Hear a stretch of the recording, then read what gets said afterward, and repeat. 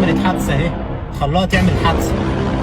خلوا البنت تعمل حادثة، خلوا البنت تعمل حادثة، خلوا البنات تعمل حادثة. يا لهوي. الطريق واحدة وعمالين يزنقوا عليها من ساعة ما طلعت من سيركل كي. قافلين عليها الطريق اهوت وعمالين يرقصوا فيها من ساعة ما طلعت من سيركل.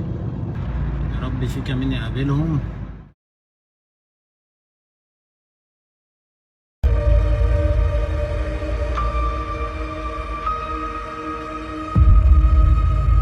في واقعة أثارت الغضب والجدل على مواقع التواصل الاجتماعي، تحول طريق الواحات بالجيزة إلى مسرح مطاردة خطيرة انتهت بحادث مروع وإصابات بالغة لعدد من الفتيات بعدما لحقتهن 3 سيارات في مشهد صادم هز الرأي العام.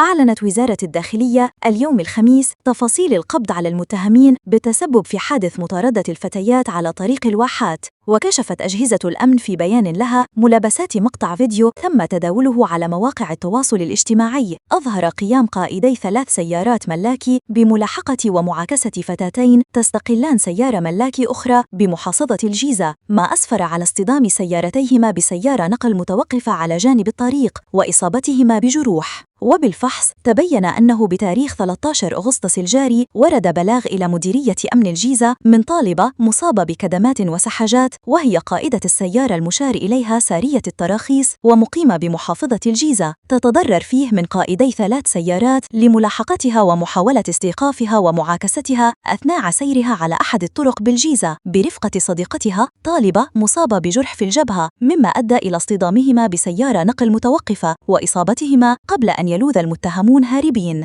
وعقب تقنين الإجراءات تم تحديد وضبط السيارات وقائديها ومستقليها، وهم 3 طلاب وسائق بأحد تطبيقات النقل الذكي، وجميعهم مقيمون بدائرة قسم شرطة 2 أكتوبر بالجيزة. وبمواجهة المتهمين اعترفوا بارتكاب الواقعة على النحو المشار إليه، وتم التحفظ على السيارات واتخاذ الإجراءات القانونية بحقهم. وفي سياق متصل تبين أن الواقعة بدأت عندما كانت الفتيات يجلسون في مقهى بمحطة وقود سيركل كي بالحي الأول في منطقة أكتوبر، حيث جلس المتهمون بالقرب منهن وبدأوا بمضايقتهن، الأمر الذي دفع الفتيات إلى مغادرة المقهى. وعقب خروجهن إلى طريق الواحات فوجئون بمطاردة مثيرة من قبل المتهمين باستخدام 3 سيارات، ما أدى إلى اصطدام سيارة الفتيات بسيارة نقل وإصابتهن بجروح خطيرة، بينها إصابة في الوجه لإحداهن قبل أن يلوذ المتهمون بالفرار.